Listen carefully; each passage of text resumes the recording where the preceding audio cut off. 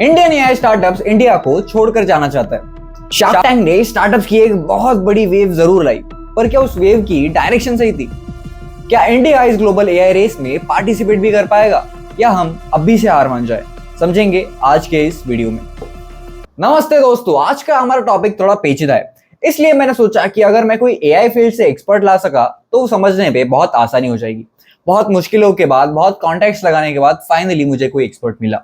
तो स्वागत करते हैं हमारे आज के गेस्ट एआई मूर्ति का। Namaskaram people, this is IO Intelligence Murthy. Yes, thank you for inviting me. How are you? Thank you for asking sir, I am good, how are you? मैं एकदम फर्स्ट क्लास यार, wonderful, grateful to be यार। Sir, अभी recently बहुत सारे AI startup founders ने बहुत सारे ट्वीट्स किए। इनमें से एक थे वैभव दोमकुंडवर। ये एक बेटर कैपिटल नाम की कंपनी के फाउंडर है। इनकी कंपनी एक प्री सीड इन्वेस्टमेंट फर्म है, यानी कि ये कंपनीज में तब इन्वेस्ट करते हैं जब कंपनी आइडिएशन पर हो, प्रोडक्ट डेवलपमेंट में हो, या फिर बहुत बहुत मिनिमल काम हुआ हो। तो इनकी कंपनी ने अब तक 200 से ज्यादा कंपनीज में इन्वेस्ट किया है, जिनमें से 2 यूनिकॉर्न्स यानी 1000 करोड़ से बड़ी कंपनीज बन चुकी है। तो मुझे ऐसा लगा कि इनकी बातों पर विचार विमर्श किया जाना चाहिए। ये एक ट्वीट करते हैं जिससे ये पूरी बातचीत शुरू होती है। Skip India movement, AI founders finally skipping selling to Indian customers after doing POCs after POCs and then being requested for even more free POCs. There is a limit to this and founders are saying screw it and skipping selling to Indian customers. Enough is enough. Even unicorns are using these startup founders who are 10 times better than their internal teams for freebies. I guess some things never change. This is based on primary data. मतलब ये कोई सुनी सुनाई बातें या कहीं पढ़ लिया ये बात नहीं है, ये वो अपने पर्सनल एक्सपीरियंस से बता रहे हैं। तो मूर्ति सर, मैं आपसे यही पूछना चाहूंगा कि ऐसा क्यों हो रहा है कि Indian AI startup founders India में ही कुछ नहीं बेचना चाहते? Same अच्छा। When we're talking about startups, we need to first understand what really a startup is. तुम मेरे को बताओ स्टार्टअप क्या होता है? सर, मैं अगर कोई नया बिजनेस शुरू करता हूँ अभी के टाइम पे, तो वो स्टार्टअप ही होगा शायद। देखो, इधर ही गलती होता है। स्टार्टअप और बिजनेस ये अलग अलग है।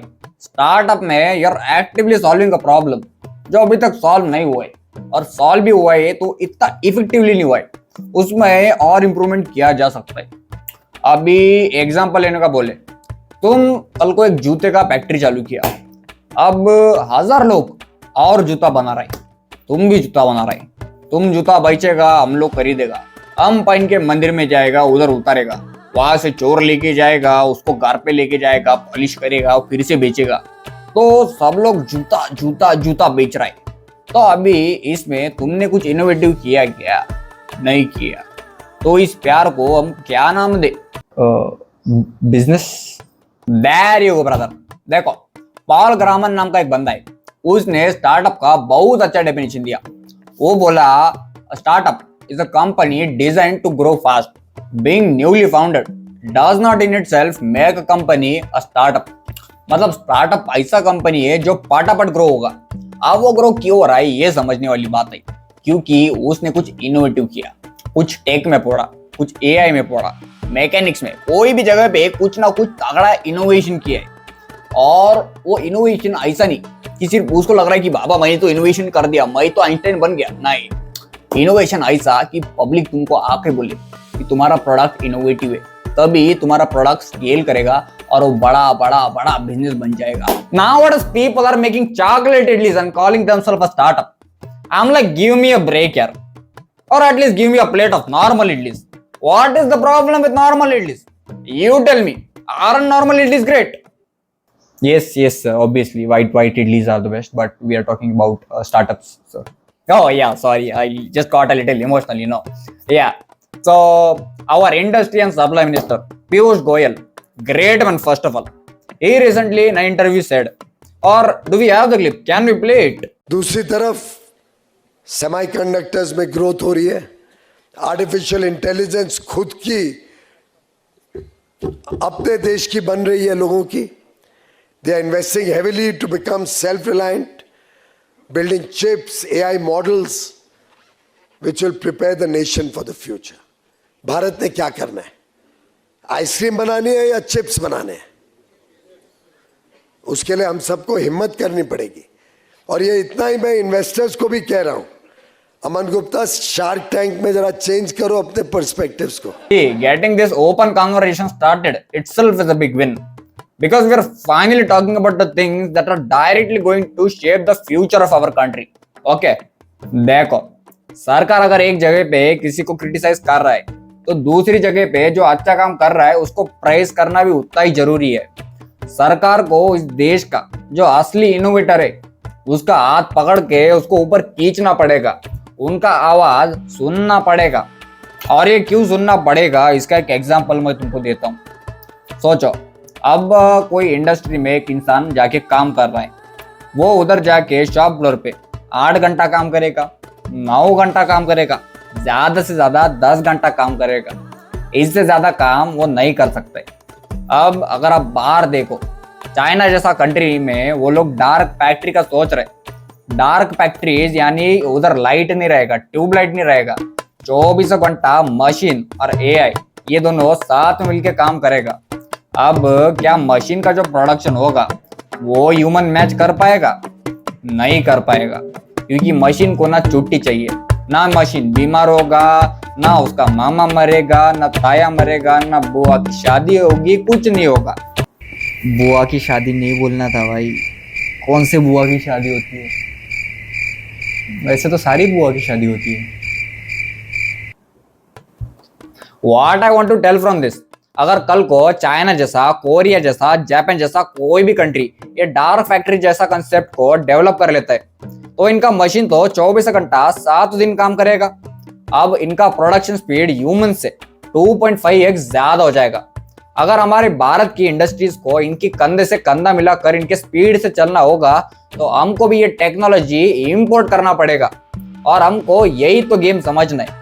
अगर हम ये टेक्नोलॉजी आज अपने घर पर डेवलप नहीं करेंगे तो कल को हमारे देश की जेब से हमको बहुत मोटा मोटा पैसा इन बाहर के देशों को देना पड़ेगा.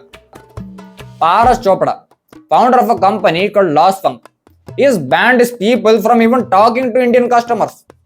This is the reality, मचा. अब ये जो हम पूरी बात कर रहे हैं ये B2B सेगमेंट में हो रही है, यानी जहाँ पे एक कंपनी दूसरे कंपनी को कुछ बेचती है. अब जो कस्टमर कंपनी जिसको कुछ बेचा जा रहा है उस कंपनी के फ्री पीओसी मांगने पर ये पूरा बखेड़ा खड़ा हुआ है. पीओसी यानी प्रूफ ऑफ कंसेप्ट, मतलब अभी मेरे पास कोई आइडिया है या मैं कोई तरीके से प्रॉब्लम सॉल्व कर सकता हूँ तो जो सामने वाला इन्वेस्टर है या फिर जो भी पार्टनर है या मैं जिसके लिए प्रॉब्लम सॉल्व कर रहा हूँ वो बोलेगा कि भाई ठीक है तू प्रॉब्लम सॉल्व कर रहा है बट जो तेरा आइडिया है उसका मुझे कुछ तो मिनिमल प्रूफ तो दे कि जो तू बोल रहा है वो काम करेगा. कल को मैं पानी में चलने वाली चप्पल लेके आता हूँ तो इन्वेस्टर तो बोलेगा ना 2 कदम चल के तो दिखाओ आप.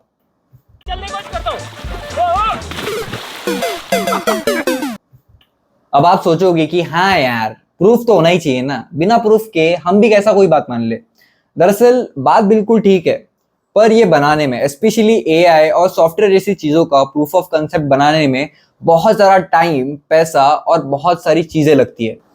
पहले तो एआई टूल्स खरीदो, फिर डिजाइनर अलग, कोडर अलग, डेटा क्लीन करने वाला अलग, फ्रंट एंड डेवलपर अलग, बैक एंड डेवलपर अलग, ऊपर से सिस्टम चलाने के लिए भी एक बहुत महंगा सर्वर चाहिए.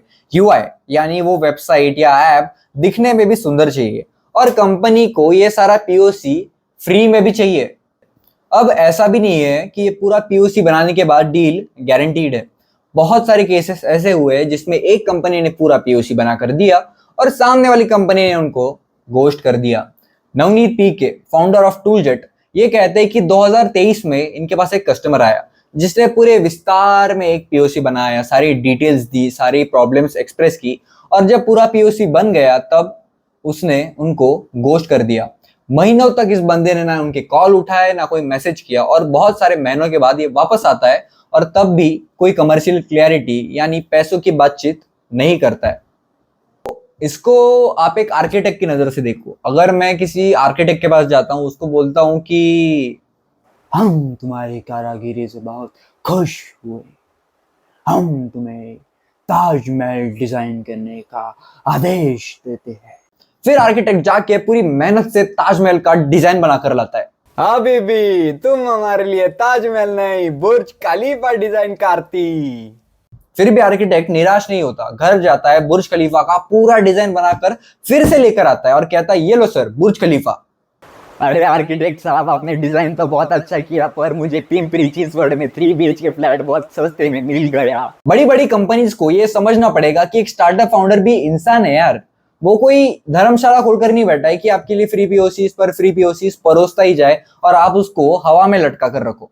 बड़ी कंपनीज इसको as a bargaining tool use कर रहे हैं। मतलब मैं 3-4 स्टार्टअप्स के पास जाऊंगा, उनको सेम प्रॉब्लम दूंगा, सेम सॉल्यूशन मांगूंगा, और जब वो मुझे प्राइसिंग बताएंगी तब मैं बोलूंगा, क्या भैया 150 में देता है, वो वाला तो 100 रुपए में दे रहा है ना।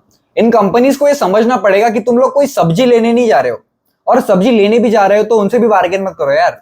आज एक पुरानी कहानी से समझेंगे कि इंडियन कंपनीज को अपने लिए बेंचमार्क कैसे सेट करना चाहिए। 1946 की बात है। जर्मनी वर्ल्ड वॉर 2 के बाद बहुत बर्बाद हो चुका था। म्यूनिक, जो डीजल इंजन बनाने वाला सेंटर था, उस वक्त पूरा तबाह हो गया था। क्रॉस माफी नाम की एक बड़ी जर्मन इंजीनियरिंग कंपनी थी जो रेल इंजन और डीजल इंजन बनाती थी। वॉर की वजह से उनका फैक्ट्री बर्बाद हो गया था और उनके इंजीनियर्स बेरोजगार हो गए थे। फिर जब टाटा ग्रुप के सर JRD टाटा और सुमन मुलगांवकर म्यूनिक रेलवे स्टेशन पर बिजनेस डिस्कशंस के लिए आए, तब जर्मन्स ने अपनी हालत बताई। तो उन्होंने टाटा से एक अनयूजुअल रिक्वेस्ट की कि वो अपने कुछ स्किल्ड इंजीनियर्स को उनके परिवार के साथ इंडिया भेज दे और उन्हें जॉब दे और रहने का इंतजाम दे। क्रॉस माफी के डायरेक्टर्स ने कहा, ये लोग बहुत स्किल्ड है, अगर आप इनका ख्याल रखोगे तो ये आपके लिए कुछ भी कर देंगे और आपके लोगों को ट्रेनिंग भी देंगे। ये उस समय की बात है जब भारत पर ब्रिटिशर्स का राज था। ब्रिटिशर्स के होते हुए कोई लीगल एग्रीमेंट नहीं हो सकता था। फिर भी सर JRD टाटा ने बिना किसी लीगल एग्रीमेंट के इन जर्मन इंजीनियर्स को अच्छी नौकरी दी, उनके परिवार के लिए अच्छे घर दिए, बच्चों के लिए अच्छी शिक्षा दी। ये लोग टाटा मोटर्स के लिए बहुत काम के साबित हुए, स्पेशली स्टीम इंजन और डीजल इंजन बनाने में। 1947 में देश आजाद हुआ। 1950s में टाटा मोटर्स ने डैमलियर बेंज के साथ मिलकर ट्रक्स बनाने शुरू किए, अपने प्रोडक्ट्स को और आगे बढ़ाया। कई साल बाद जब जर्मनी रिकवर हो चुका था, तब टाटा ग्रुप ने क्रॉस माफी को एक लेटर भेजा जिसमें उन्होंने उनके जर्मन इंजीनियर्स के लिए बहुत बहुत शुक्रिया अदा किया और उन्हें उनका कंपेंसेशन देने का ऑफर किया, वो भी बिना किसी कॉन्ट्रैक्ट के। यानी टाटा ग्रुप इनको एक भी रुपया देने का ऑब्लाइज नहीं बनता था। ये बहुत बड़ी बात है और यही दिखाता है कि टाटा ग्रुप का वैल्यू सिस्टम कितना स्ट्रांग है। जर्मन लोग भी हैरान थे कि बिना किसी कॉन्ट्रैक्ट के, बिना किसी प्रेशर के कोई कंपनी इतनी फेयर और ऑनेस्ट कैसे हो सकती है। और एक इंटरेस्टिंग बात, 1970s में जब टाटा मोटर्स से लीगली बाइंडिंग फाइनेंशियल गारंटी मांगी गई, तो उस टाइम पर इंडियन गवर्नमेंट की टाइट रेगुलेशंस की वजह से ये काम बहुत मुश्किल हो गया। जब ये पूरा मामला जर्मन बैंकर्स के सामने आया, तब पता है उन्होंने क्या कहा? उन्होंने कहा कि किसी भी बैंक की लीगल गारंटी से ज्यादा भरोसा हमें टाटा के चेयरमैन ने साइन किए हुए लेटर हेड पर ज्यादा भरोसा है। मतलब टाटा का नाम इतना पावरफुल था कि वो किसी भी लीगल कॉन्ट्रैक्ट से भी ज्यादा वैल्यू रखता था। इन्हीं सारी चीजों के वजह से टाटा का नाम आज भी पूरी दुनिया में बहुत बहुत इज्जत से लिया जाता है। And this is how you build goodwill for your business, not just for few years but for generations and generations to come. और यही सीखना चाहिए हमारी आज की इंडियन कंपनीज को, जो फ्री प्रूफ ऑफ कंसेप्ट के नाम पर अपने से 10 गुना 100 गुना छोटे स्टार्टअप्स को एक्सप्लॉइट कर रही है। क्या हमारा AI सिर्फ गिबली आर्ट तक ही सीमित रहना चाहिए? आप कमेंट करके बताइए, तब तक मैं भी अपने लिए गिबली बना ही लेता हूं।